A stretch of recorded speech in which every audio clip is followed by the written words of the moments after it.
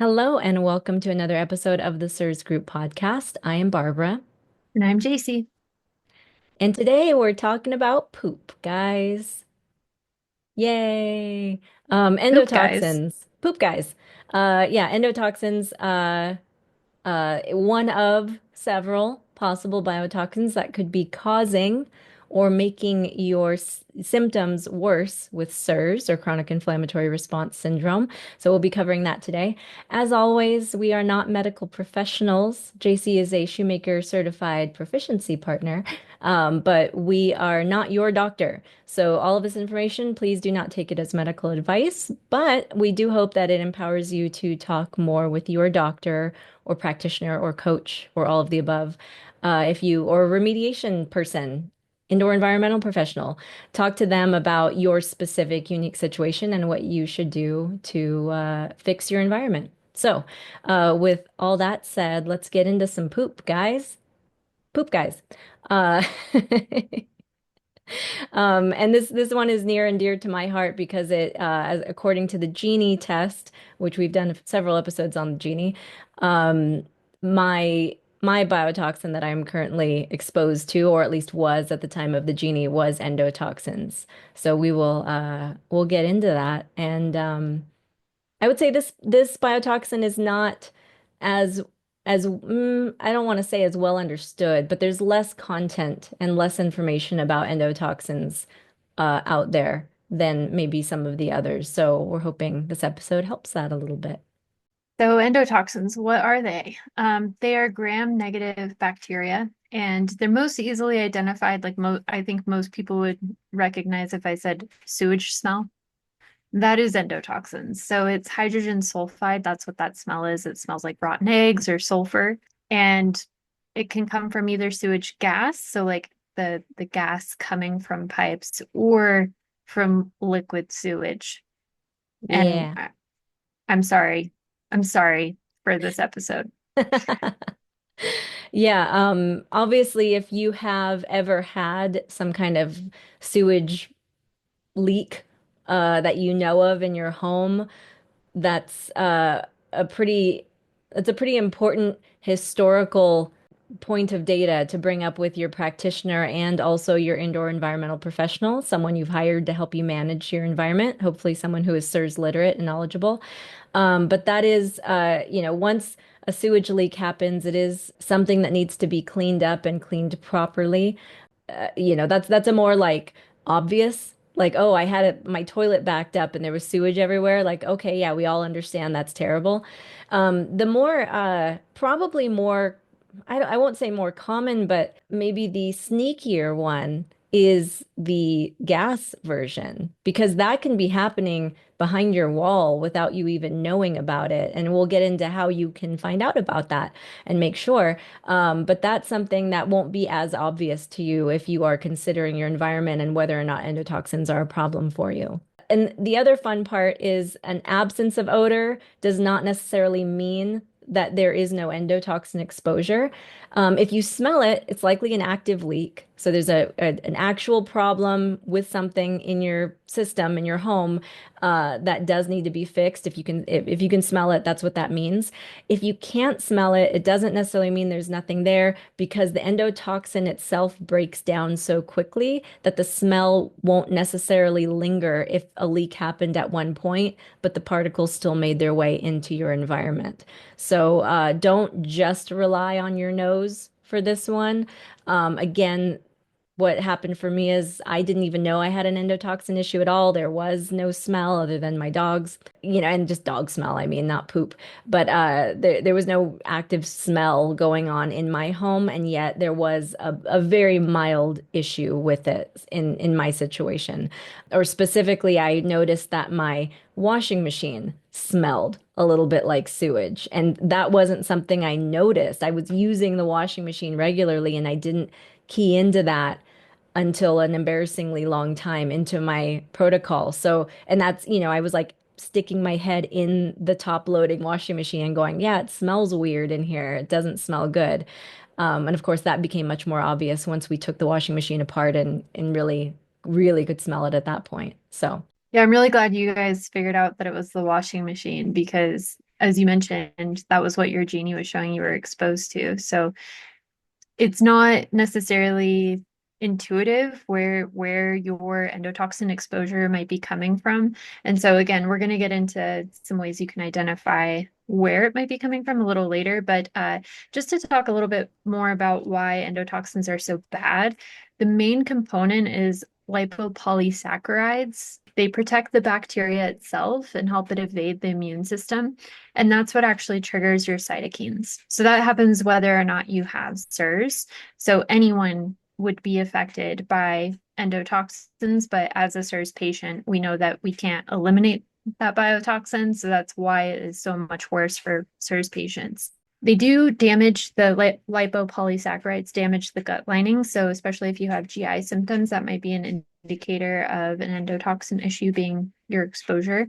And then the other thing is, and I remember this from, I think it was the first CIRS X or the second, where Dr. Dorninger said they're violent drivers of neuroinflammation. So they can cause worse brain atrophy than other biotoxins. Yeah, it was very scary, but not meant to be fear-mongering. It's just very important that if that this is your biotoxin of choice, that just kidding, it's not a choice, is that it's all the more important to clean your environment, get out of that exposure, resolve that exposure, because it is going to do quicker damage to your brain than the other possible biotoxins would do. These are not always from within your house. Sometimes, what homes tend to do is kind of collect the outdoor air, and the outdoor air doesn't always have a good way of getting back out. So some things to keep in mind in your area specifically, that you could have some outdoor sources of endotoxins that are coming in, like nearby farms. If you garden and you use compost or manure or anything like that, that could be an issue. Feeding animals, especially animals that live outside, like livestock and that sort of thing. And then, of course, if your city just has a poorly operating septic system, or your situation is that way. And of course, unfortunately, and we've seen a lot of this, especially in Florida recently with all the hurricanes, but floods. The flood water can just bring in all kinds of awful stuff. So that's some outdoor potential sources. And then from inside, of course, we talked about the sewage leaks, whether it's active like liquid leaks, or the actual pipes themselves. If, let's say a picture was hung on the wall and there was a nail that was used in hanging the picture, and that nail inadvertently you puncture a pipe that was important for this kind of thing. Now the gas and even the liquid can come out of that, and it's behind your wall and you don't know about it. Other places could be HVAC drainage pans, litter boxes, so indoor animals that poop inside, that is poop. It's still poop, and you gotta be sure to clean those regularly. And of course, also use diapers, whether you're in for babies or the elderly, whoever's using diapers in any capacity, that bucket of poop potentially is in your home. So you want to make sure that's not in your home, and you do what you can to eliminate that AO from your inside your house if you can. Yeah, and we talked a little bit about testing. So Barbara mentioned the Genie test, and the Genie test it's a blood test that you get done. It shows you patterns of gene expression that are being influenced by the biotoxin exposure, so it can help you understand what your exposure source is. So Barbara shared that in her Genie, it showed that she was being exposed to endotoxins, and so she was really able to one, test for it using the environmental test, which we're going to talk about next, but then also really focus her efforts instead of just, throwing spaghetti at the wall, doing more actinos cleaning, starting to look into a remediator for mold. You were really able to focus in on endotoxins as the source. Yeah, it was super helpful, and I'm sure saved us a ton of money and effort and time in the process for sure. So for me, Genie test was a huge time and money saver, even though it is an expensive test, runs probably about $1,000, all costs included. But it was worth it considering how expensive remediation is and the time and energy it takes to clean and all the other things that I could have done without realizing it. So if you do want to test your environment, Envirobiomics has a test for endotoxins less than 100. on that test is ideal. And I saw in the Proficiency Partner resources that they have for us that over 1,000 is less than 10% of cases. So most people are somewhere in between 100 to 1,000 if they have an endotoxin issue in their home. Yeah. And just to be clear on that test, the test, when you get it, will actually tell you under 200 is fine. But in Dr. Shoemaker's research, he has found that patients with CIRS really want it to be under 100, and that's important. So, yeah, and I have seen and heard of cases, members of the CIRS group have mentioned, cases of over 1,000, which sucks, but it is good to know that that's rare. For me, my levels were all between 100 and 200. So, which was fascinating to me at the time. Like it really doesn't take much to apparently keep me in exposure, is what I gathered from that. So, but yeah, so that's important to get that test next if you suspect endotoxins are your issue. And it's a good first step. And the other thing about that test, what I was told to do by my indoor environmental professional was to not only test the inside of my house, but also to test a control sample outside. Again, I mentioned earlier the potential outdoor sources of endotoxins. So that's kind of what you're testing for. Is the problem outside of your home or is it coming from inside? So if you have a really high outdoor sample, then you can contextually understand, okay, maybe the issue in my home is from that outdoor stuff coming in rather than an indoor leak. So the way you would do that outdoor sample is to test around the perimeter of the home. So not too far away from your actual front door, basically, or back door, and test from non-porous man-made materials. That would be best. So a street sign that hasn't rusted at all, or your mailbox, or something like that. Horizontal surfaces are better than vertical, but if that's all you have, vertical's fine. You just obviously want enough dust. And when I say separately, that would mean ordering multiple endotoxin tests from Envirobiomics and using one Swiffer in one baggie per area that you are testing. For me, I did my second floor, my ground floor, and outdoors, so I ended up with 3 tests. If your endotoxin test does come back with a high score and you're not quite sure what the source might be, there's no obvious signs of sewage leaking anywhere, and you want to check for things like cracked pipes behind the wall, a good next step would be a smoke test. And this is something that some plumbing companies can do. And working with an IEP like Michael Schranz or Bill Weber might be a good idea if you're looking for resources for this. But essentially, what they do is they pump either theater gas or dry ice gas, the Yeah, gas created from dry ice yeah. gas. I don't, there has to be a technical term for that. Yeah. They pump it through your sewage line and or all of your plumbing, I should say. So what that does is if they see any leaks, like they see the gas coming through the wall or they see it coming through your roof somewhere, it can help them identify where there might be any cracks or leaks happening in those pipes. Couple of notes. Definitely warn the fire department before you do a smoke test. Otherwise, your neighbors will call them because your house might be smoking. And then two, it is around $500 to $750 to test your home, Yeah, that is usually. generally the going price for a average residential home. Of course, if you live in an apartment, it's way more complicated. It'll probably affect the whole stack of apartments that you and maybe even your neighbors. Townhomes, you may have a concern there. It's not just telling your neighbors, "Hey, don't call the fire department," but also, "Hey, neighbors, don't be worried if smoke is coming through their side." So that does require a little bit more coordination and communication. Now, I do want to pause here to say if your envirobiomics test comes back rough or bad in any way, and then also you decide to go forward with a smoke test, you definitely want to get an IEP that understands CIRS involved, like Jacie just mentioned. The reason for that is even if you see where the smoke is coming from, let's say it's behind a wall and you know that's where it is, your plumbers or maybe they have a handyman, they're going to just say, "Oh yeah, just cut out a hole, let's look at that pipe, fix the pipe and you're done."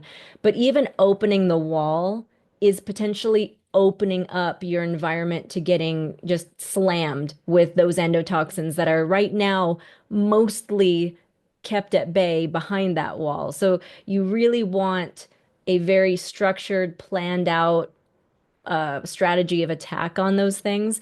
And really, you want that plan to be created by an IEP. They're going to know how to seal off the room, how to make sure there's negative pressure. There's like a lot of little things that are actually big things that you just want to make sure that you have an expert helping you do. You also, maybe there is smoke coming from the wall, but there's probably going to be other signs and other things to look for when you're doing a smoke test that are going to indicate different issues. And it's just going to be better to have an IEP on hand, even if they can't be there physically, at least have them involved in the process somehow, take video, take pictures, do what you can to be able to then meet with an IEP virtually and kind of come up with a game plan before you take action. Very important. IEPs are relatively reasonable in the sense, in the scope of like remediation and even practitioners. Everything is expensive in CIRS. I know, guys, it sucks. But meeting for an hour with an IEP is doesn't have to be super, super expensive. And I just, for me, all the money I've spent on my CIRS treatment, that hour I spent with Michael Strauss was like, I mean, I would have paid triple. Don't tell him that. But like, I would have paid so much more for what he gave me, that peace of mind in that direction. So I can't recommend it enough. And no, we don't get any kickbacks from any of those IEPs. We love them, but we're just telling you this because it is what I did. And it's something that I would recommend everyone do if they're worried about this. Let's say that your house is good to go, or you do remediate and your house is good to go. There are things you should pay attention to just to make sure that you're maintaining the endotoxin health of your home and not exposing yourself over time. So one thing you can do is make sure that your drains stay hydrated. And this is probably more important for drains you're not using constantly. So if you have like a guest bath that isn't used frequently, or in your garage or basement, you have a drain there, you want to make sure that you are running water down it frequently. We had an IEP share that you want to run water down it. So like pour a bucket of water down the drain and then add a couple of tablespoons of mineral oil to seal the water and prevent the quick evaporation of the water, especially if you live in a dry climate. Yeah, very important. And when Jacie says frequently, this can be every couple weeks. You might even be able to stretch it longer than that, especially if you use mineral oil. But that's about the frequency that you should expect. So, when you think of it, when you're walking by your guest bath, which I have that isn't always used, I'll run the bath as if I'm about to take a shower or something, and I'll let that run for 5 minutes, which is probably overkill, but like I just want to make sure that that is fully saturated. And the reason that the evaporation is a bad idea, as you might have guessed, is that the gas can kind of come back up from that pipe, and there's no water there to block it. And that's what's causing the problem and potential, sewage gas coming back up through that pipe. So having the water there is a barrier for that gas and can keep the system working in the correct direction that it should be.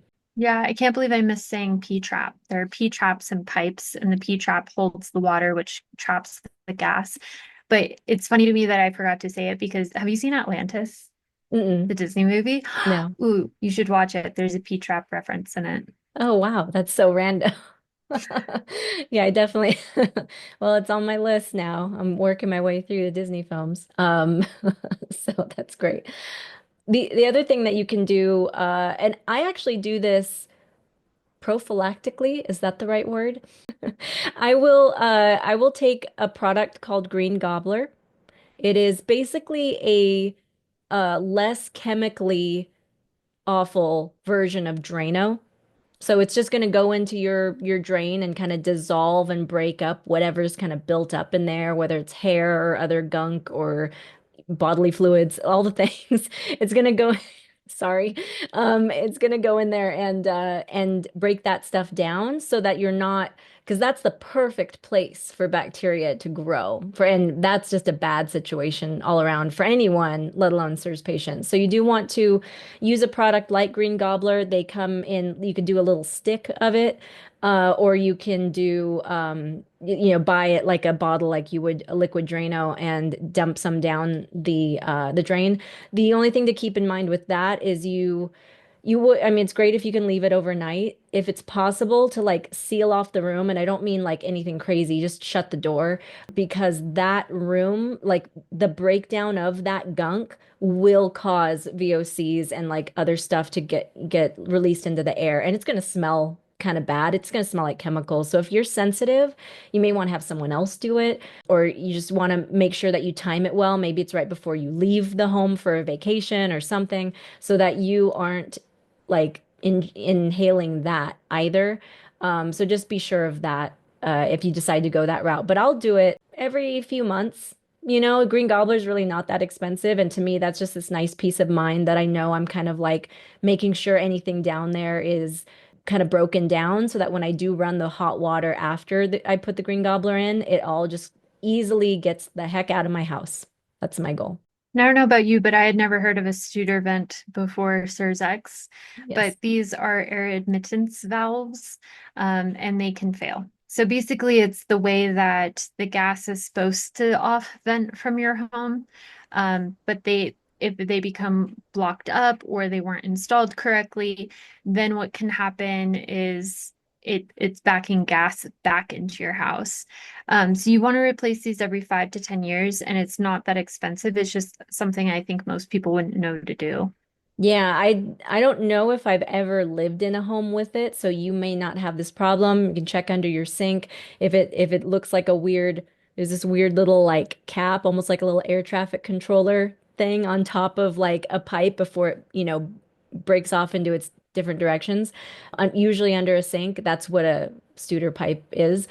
So if you have one, just make sure that it's working properly. You may want, if you're doing the smoke test, that's a great place to look, under the sink to see if any gas is coming out the wrong way. Don't do a smoke test just for your Studor vents. Like you would want to do it because you're looking for a problem all throughout the house. Because again, the Studor vent is so cheap to replace. If you have any concern, just replace it. But you can have a plumber or someone who is knowledgeable in that area, like an IEP, assess whether or not it's working properly and if you need to replace it.